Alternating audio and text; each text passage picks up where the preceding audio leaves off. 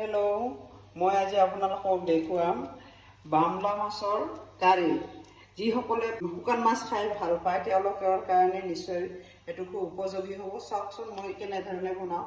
প্ৰথমতে আমি তিনিজন খোৱা মানুহ, তিনিজনৰ কাৰণে 3টা বামলা মাছ ল'লোঁ। এইফালে গৰম পানী মই কৰিছোঁ। এতিয়া ইয়াত ডোখৰকৈ বাতিটোত জোৰাকৈ ইয়াতে মই গৰম পানী দি থ'ম।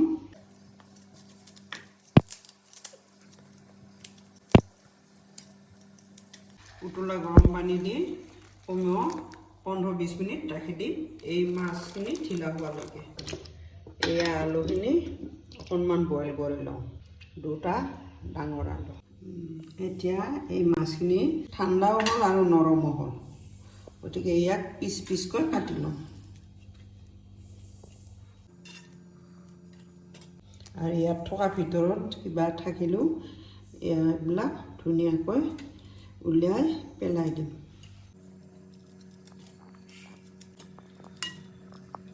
এইখিনি এবাৰ ধুই পেলালোঁ।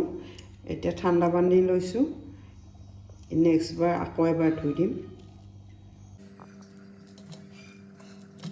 যিসকলে শুকান মাছ খাই ভাল পায়, বামলা মাছ খাই ভাল পায়, এনেকৈ বনাই খাবচোন। এয়া মাছখিনি মই কাটি ধুনীয়াকৈ ধুই মেলি লৈছোঁ। 2টা আলু ইয়াত কাটি সিজাই লৈছোঁ এই শুকান মাছখিনি বনাবলৈ। এয়া ল'লোঁ মই পিঁয়াজ, ডাঙৰ পিঁয়াজ এটা সৰুকৈ কাটি লৈছোঁ। তাৰপিছত ইয়াতে কেঁচা জলকীয়া পকাটো ল'লোঁ, আদা নহৰু খুন্দি দিলোঁ, মান ধনিয়া পাত ল'লোঁ, এয়া বিলাহী ল'লোঁ। প্ৰথমতে মই কেৰাহীখন গৰম হৈছে, ইয়াত মই তেল দিম। প্ৰথমতে এই আধা সিজা কৰি লোৱা আলুকণ ভাজি ল'ম।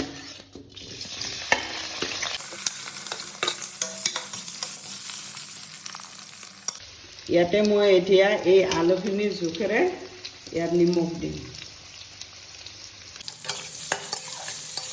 তাৰপিছতে ইয়াত দিম মই ইয়াৰ জোখেৰে হালধি। এয়া আলু ভজা হৈ গ'ল।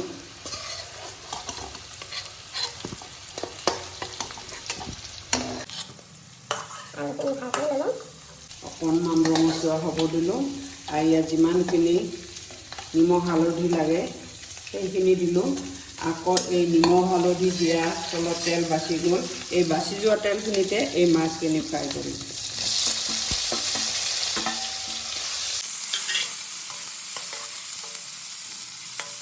ইয়াতো মই ইয়াৰ জোখৰ নিমখ দি লওঁ, কাৰণ মাছত ভাজোঁতে নিমখ নিদিলে পিছত ঠিকমতে নিমখ নালাগে।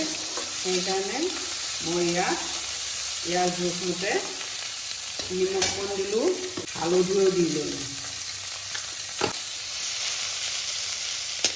ধুনীয়াকৈ ৰঙচুৱাকৈ ভাজি ল'ম।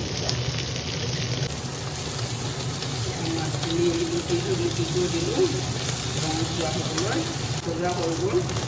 এয়া ভজা আলুৰ লগতে দিমখিনি ৰাখি থ'ম। ভজা আলুখিনিৰ লগতে মাছখিনিও মই ৰাখিলোঁ। এতিয়া মই ইয়াত আকৌ নতুনকৈ তেল এড কৰিম। এয়া মই এখিলা তেজপাত সৰুকৈ কাটি দিলোঁ, এচামুচ পাঁচফোৰণ।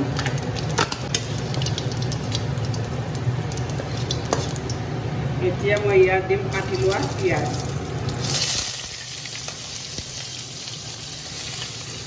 এয়া জলকীয়া।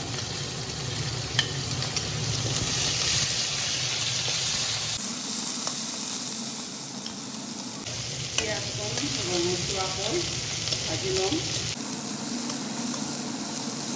এয়া পিঁয়াজ ভজা হৈ গ'ল। ইয়াতে মই দিম আদা নহৰুৰ পেষ্ট। লগতে দিলোঁ মই কাটি লোৱা বিলাহী।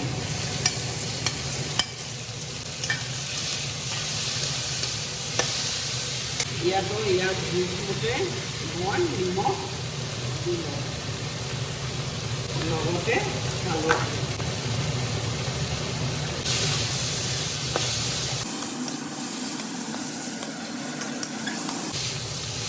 গোটেই বিলাহীখিনি গলি যোৱালৈকে মই এইখিনি ফ্ৰাই কৰিম। এয়া কাশ্মীৰ ৰেড চিলি পাউডাৰ অকণমান দিম। এয়া মই ধনিয়া পাউডাৰ অকণমান দি দিওঁ। এয়া মই দিলোঁ জিৰা পাউডাৰ অকণমান। এইখিনি গলি নোযোৱালৈকে মই ফ্ৰাই কৰি থাকিম।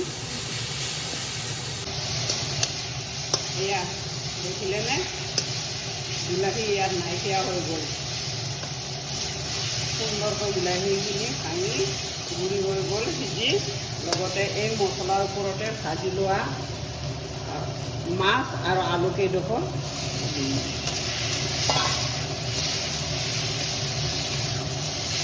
গোটেই বস্তুখিনি ভজা আছে আৰু সিজিছেও। মাত্ৰ ইয়াত এয়া আলু ভাজি থোৱা বাতিটো অকণমান পানী দিম।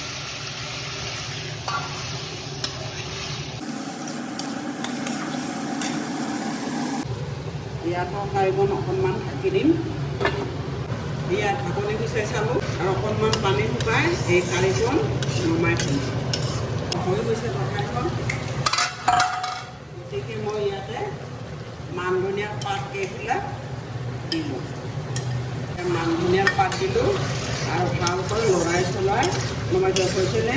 দেখিবলৈ ধুনীয়া নহয়, খাবলৈ যে ইমান সোৱাদ।